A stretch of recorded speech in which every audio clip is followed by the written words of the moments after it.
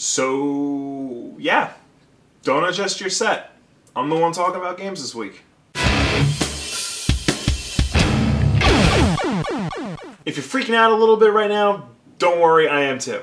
But this will all go back to normal by next week, I promise. This is just for now. But this is good, because there's actually some things I want to talk about that are game-related that don't necessarily warrant a full Friday episode. Like, for example, today's topic, the concept of ludonarrative dissonance. What the hell is that, you may be asking? Simply put, ludonarrative dissonance is when the story and the gameplay seemingly contradict each other. The story is presenting the protagonist as doing one thing, but the gameplay is making the player do the exact opposite. For example, the story of Watch Dogs presents protagonist Aiden Pierce as a do-gooding vigilante hiding in the shadows trying to rid Chicago of crime. Yet the gameplay allows the player to murder any civilian they want and carjack anybody they want. All in broad daylight, all with everybody watching. Now this phrase has been around since 2007, but it was the great big buzzword of last year when Bioshock Infinite and Tomb Raider came out. Now both games featured gameplay elements that contradicted their overall narrative. Both games did so to varying degrees. The Tomb Raider reboot was the biggest offender by far. It presented a young Lara Croft who was scared, untrained, average girl stuck in this very dangerous world. After the first time she kills another human being, she's saddened and horrified and disgusted at what she's done and what the world around her is making her do. And yet seconds after that scene, the game basically becomes Gears of War, where you, the player, make Lara shoot dudes without any problem at all. Contrast that with Bioshock Infinite, where you as the main character, Booker DeWitt, find food to regain your health in places like the garbage or on the floor. The city of Columbia, where the game takes place, is a live, flourishing city, where I'm sure there's food everywhere, not just in the garbage. Now personally, I find this topic very interesting, because I can't think of any other medium that has this sort of thing. Let's look at the song Lust for Life by Iggy Pop. The lyrics are about heroin addiction, but the music is upbeat and poppy and very danceable.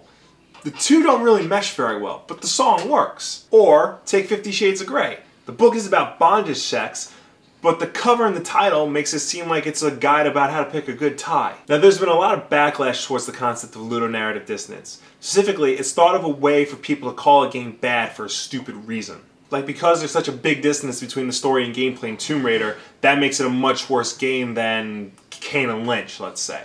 First of all, no. And second of all, shut up. Ludonarrative dissonance is not an excuse to bash a game. It's a theory, it's a school of thought. It's similar to the idea of the cinematic gaze in movie study. It's just a name given to the anomalies that happen between story and gameplay. That's it. It's not really all that important to your gameplay experience, and it's not the end-all be-all decision on whether or not a game is good or bad. Now a game like Kane and Lynch technically doesn't have ludonarrative dissonance because the story is presenting the protagonist as a horrible person, and the gameplay is letting the player do horrible things. But it's still a bad game because the controls are unresponsive, the AI is horrible, and the story was not compelling in the slightest. All those elements combined make a bad game, not just ludonarrative dissonance. It seems like that's become a big word people throw around to sound pseudo-intellectual. Which sucks because I think games have the potential to be studied on the same way that movies and music are, and a concept like ludonarrative dissonance introduces a whole new way of looking at games in a critical light.